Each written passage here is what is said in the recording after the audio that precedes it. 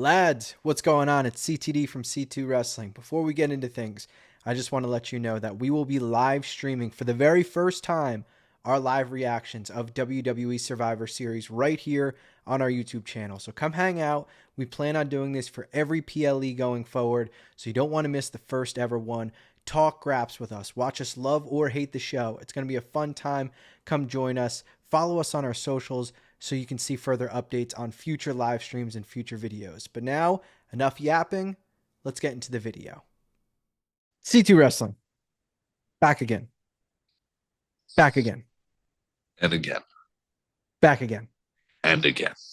Monday Night Raw tape show. Look, we try to avoid spoilers. You do your best, whatever. I at the least try to avoid watching clips so I can at least see it. It's a little bit better than, just reading about it, whatever. This isn't going to be any breaking news or anything. People know the results of all these things. And we've touched plenty on the Bloodline, on Seth's involvement, on Bronson Reed being added to the match. I don't think we need to talk really about that. If you want to hear some of our thoughts, you can listen to our last podcast. We touched on it. Your recent video about SmackDown recap touched on it. We've already touched plenty on it. We got to talk about some other stuff going on Raw. Again, taped show. Let's talk about tape show. Yeah. I'm all for the tape shows. Yeah. Like, I don't get this brigade of people so angry about the random couple taped shows during the slower part of the schedule to give wrestlers time off. Like, this isn't the Raw before Mania being taped. Like, let's relax, people. I was literally just gonna say it's not like they're taping WrestleMania, guys. Like, it's not that big of a deal. It is the slowest time of the year. There's a lot going on. It's holidays, things coming up too. It's only gonna happen more, Good. Give them the time off. It's definitely talked about out there, and we all recognize it. But that WWE schedule back in the day was unreal. Like, that is the craziest schedule in sports, let alone whatever form of entertainment. 300 days a year, some of those guys out on the road. I think they can take a week off with their family here and there, tape a show. Financially, I'm sure it's cheaper as well for the company too. I'm sure they're saving money on, double tapings at locations instead of all the travel, all of this, all that, all the setup, all the arenas, everything. They're putting that money elsewhere. Those things are going to matter in the long run too. It's fine. Taped shows, not that big of a deal. Especially with how few and far between it is. It's just because we just recently had a tape show because they were in Saudi. My opinion on it is very clear. If you don't want to watch, there's no one forcing you to watch. Yep. And if you're someone who says, well, I enjoy watching, then watch it. Yeah, then watch it. The belief that you just like never go back and watch something that you know the result of already or anything like that. Like, this isn't the Royal Rumble results have been spoiled for you. This isn't the main event of WrestleMania is taped 2 weeks before and you find out what happens. Like, this isn't the go home show. Like, relax. Yeah, it's not that big of a deal. As you said, nothing crazy. We're not spoiling The Rock's return here tonight. It's a tape show. It's a bit to get into outside of the main, Bloodline, Bronson, Seth feud, all that. There's just a lot going on outside of that right now. And we've talked about that a lot recently here at C2 Wrestling. Again, go back and check out our video from last week's Raw review where, again, I know this Raw didn't air till tonight, but we touch on it last week as well. But again, there's a lot going on outside of that feud. One thing specifically I know you wanted to bring up as well is the Intercontinental Championship. Now, that belt, ever since it's gone back to Braun, has kind of just been there. It's only been a little bit of time, sure. But they had a match tonight, Braun Breaker versus Sheamus, a little bit of involvement from Ludwig Kaiser, which I love to see. But I want to hear your thoughts. You wanted to bring up the Intercontinental title. I agree. But what did you want to bring up exactly? I love Ludwig. I love Sheamus. Yep. That combo is a combo that I really don't get sick of. It's definitely a fresh aspect to it. I'm just worried this combination, Ludwig getting involved, yada, yada, is just to have someone to eat the pin. That's my worry. Yeah, I do agree, and I don't want Ludwig to be the eat the pin guy. I absolutely love Sheamus, but Sheamus is very much in that put people over stage of his career in a way. Don't get me wrong, I would not hate a Sheamus Intercontinental title run by any means, but if anyone's going to be eating the pins here, probably should be Sheamus. There's a lot of ability with Ludwig. They have a lot of routes they can go with him, especially since they're kind of more separating him from Gunther, from Giovanni Vinci, from a tag team now. Ludwig is great. I think I absolutely love him. I think he has potential out of time to be a mid card champion. I don't think his time is now, though. I think this Braun run is going to go a little while. So it's clearly just a holdover feud of sorts. I'm just having trouble figuring out where they go next for Braun Breaker. Yeah, him staying heel, I liked, but Agreed. at the same time, a just straight up feud of him and Sheamus to me is probably better. Yeah. Like I think you can get more length out of it. To me, it kind of feels like a Ludwig interference should have happened in like 3 weeks. Yeah. You know, Sheamus face Braun, maybe Braun wins by DQ, or Sheamus wins by DQ, something along those lines. They work towards the rematch. Ludwig gets involved, whatever. It feels like there's so much meat on the bone between Sheamus and Braun Breaker that having Ludwig immediately get involved 2 weeks into it feels kind of quick. Yeah. At the same time, who are really the other options? I mean, there's plenty of people on the roster, but do they make sense? I don't know. Again, I don't want Ludwig losing matches. I'm also super interested in this story of Gunther kind of second guessing himself, almost like he's got the yips right now and Yeah. is feels like a shell of himself, and Priest is getting the upper hand. At the same time, you have this story of him trying to get Ludwig to be his own man and do things and take things into his own hands. For me, that story on its own for Ludwig should be him going after someone that's not for the title that makes sense. I don't want to say Rollins, but like a Rollins, Sami Zayn. a Sami Zayn. Yeah, I get these guys are involved in storylines, but we're just Yeah. saying names for the sake of saying names, not Yeah. specifically them. I would have preferred that. And that would have elevated him just as much to him being right back into a Sheamus feud. Also, let's not forget, this kind of was a feud already. The Yeah. three of them. Yeah. We had the moment of Braun Breaker doing the full run around the ring and spearing Ludwig from the high Correct. camera, and Ludwig was feuding with Sheamus at the time. I know Ludwig got hurt and it delayed it, but it kind of feels like things we've seen already. Yeah, we're kind of rehashing a little bit of that, which is maybe why it doesn't seem as powerful. There's not as much to it right now.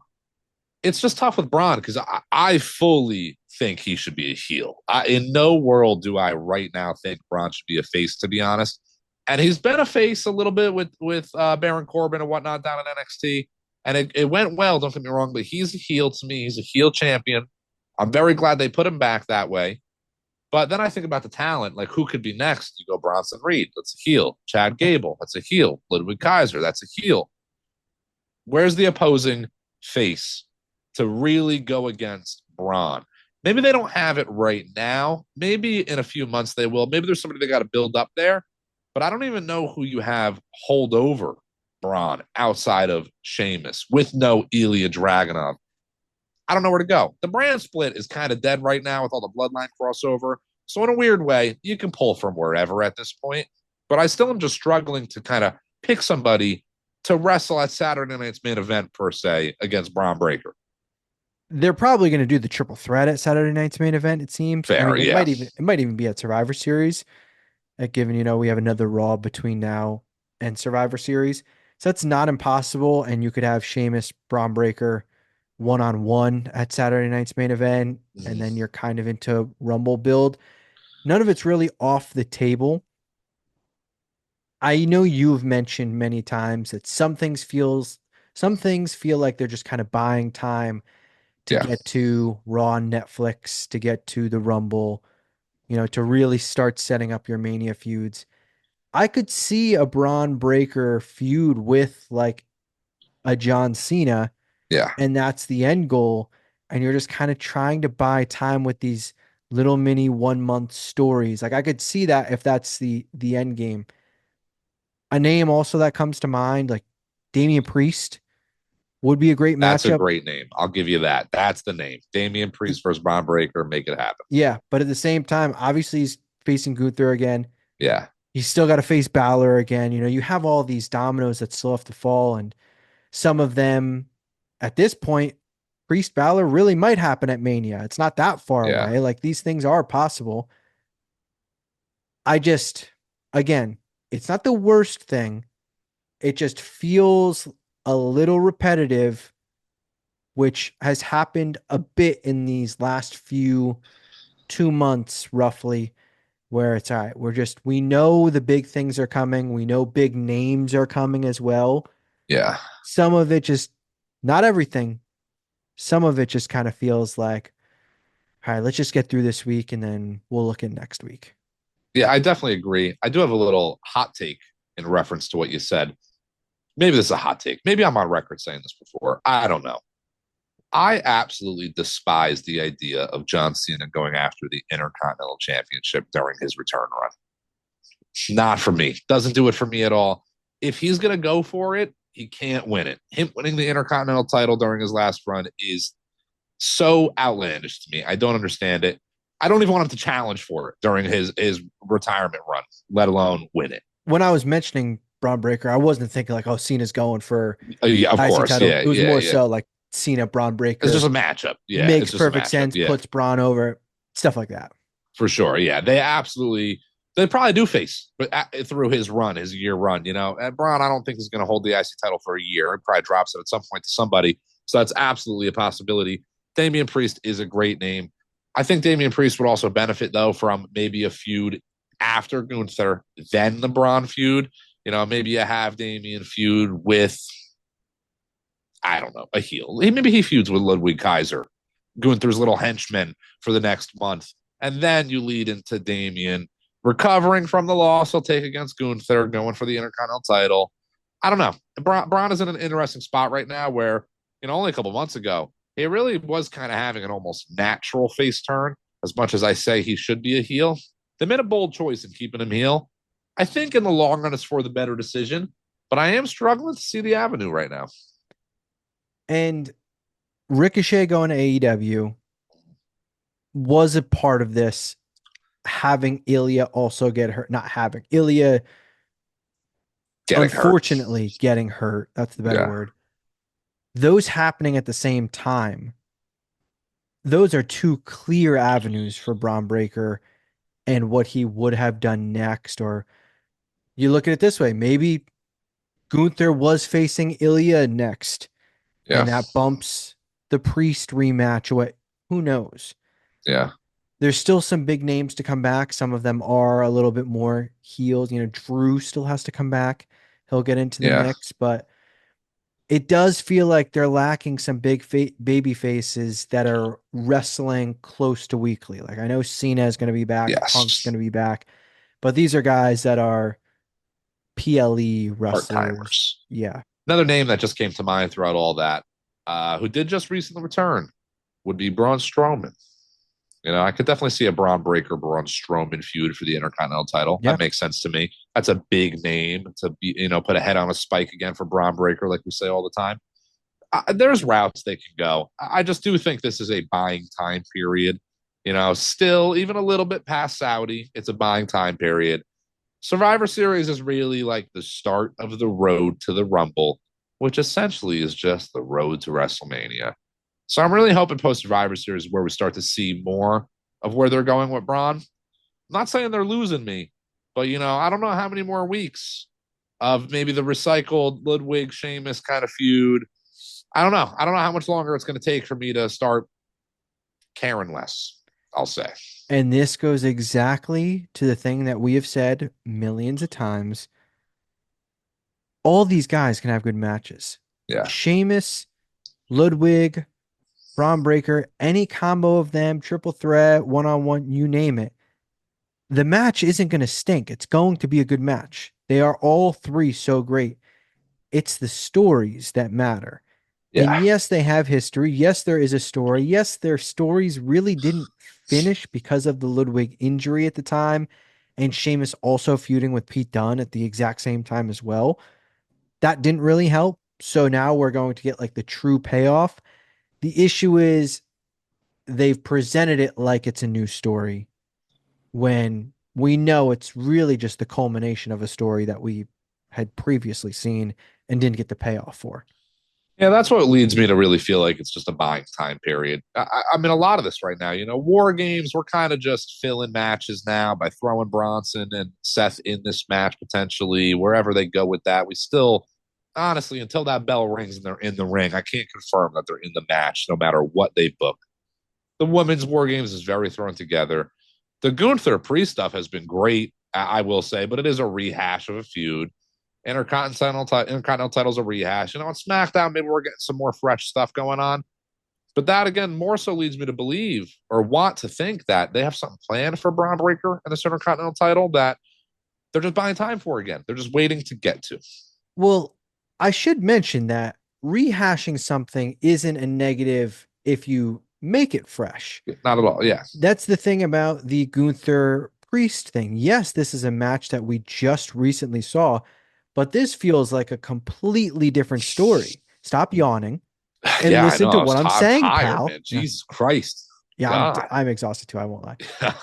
But it feels like a completely different story. It does not feel like, oh, they faced once and he won, and so now they're doing a rematch. It is both of them are in completely different stratospheres right now, not Yeah. only legitimacy wise, but character wise. This feels like two fresh wrestlers facing each other. It's completely new. That's my gripe with Yeah. the Braun Breaker, Ludwig, Sheamus. Like Famous. Yeah. it's the same exact guys. It feels the exact same. As Raw is wrapping up, I know I mentioned we weren't going to talk about the Bloodline War games, but Too much. Yeah. it's the biggest thing in wrestling. And I do have to mention in one aspect, I believe I mentioned it on video. I know I've mentioned it to you privately. We are on record saying, you just mentioned it.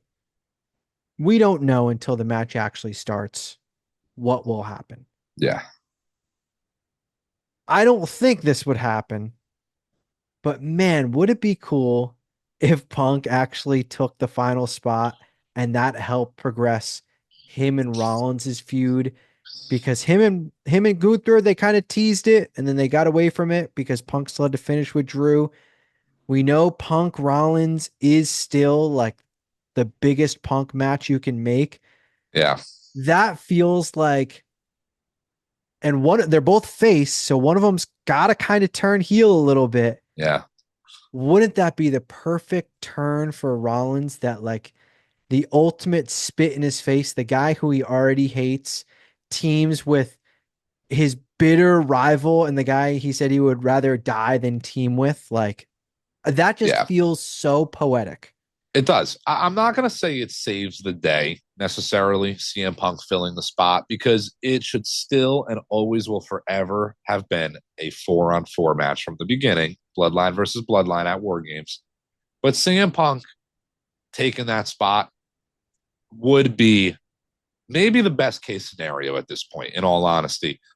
I know there's really no tie with Bronson then, but then you can use Bronson to come back with Seth and be like scared. It's kind of a Bronson thing to do. I feel like I still want it to be 4-on-4. And that would be my number one. Is that like Bronson and Seth brawl or something and get taken out? I don't know. Whatever. Make it a 4-on-4. If you're not going to do that, there's definitely some story to be told with Punk saving the day, as I just said, taking that spot and then going into that feud with Rollins. Like you said, they're both face. One of them's got to kind of turn. It's not even more so the Mania match. I think that overall would more so help Rollins so much down the line. He's got to turn heel. I'm not saying he's there yet. He definitely has a while to go. But I find Rollins to be in the position that Sheamus was in at one point, that the Usos were in however long ago, where the face run almost went a little too long. Rollins still has a bit of time to go, but there was Uso's face paint days. Good God, turn him heel already. Do something, you know? Sheamus, oh my God, turn him heel. Like, you revive these guys by doing so. Rollins needs the heel turn, I think. How many more heels can he really face? You know, he's run through that crop of talent again. Turn him heel, and now you got a bunch of guys he can go up against, and it makes a lot more sense, in my opinion. Not only that, but Seth Rollins is better as a heel. Yes, yeah. They almost all everything are. Yeah, yeah, everything about his character is the wardrobe, the arrogance, the yeah, all of it is so heelish that he will essentially, as we talk about Roman being a face, where he's just the yeah, same character, you just don't boo him as much. It'd be the same thing as Rollins. Like he'd still be the same exact character. He's just facing the guys that you want to cheer, so he slots in as the guy that you end up booing. Completely agree.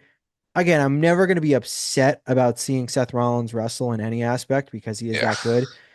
But this Bloodline war game, I mean, we've hammered it so many times.